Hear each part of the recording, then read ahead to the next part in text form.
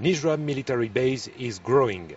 This weekend, the base here in the north of the Kapisa Valley in Afghanistan will become the headquarters of the Task Force Lafayette, the name of all the French headquarters for Afghanistan.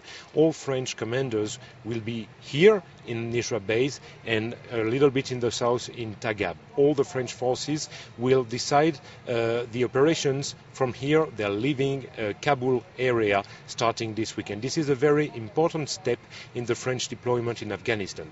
For the soldiers here on the base and for the soldiers that we have been following all the week, especially those of the section Forban 4, this is not really good news. For example, there is a much more longer queue at the chew hall for heat, for lunch and for dinner. There are more generals and colonels here, and there is a long queue for the showers every morning and every evening. So this is a very important political and military step for the French presence in Afghanistan. For the basic soldiers on the ground, it's much more difficult.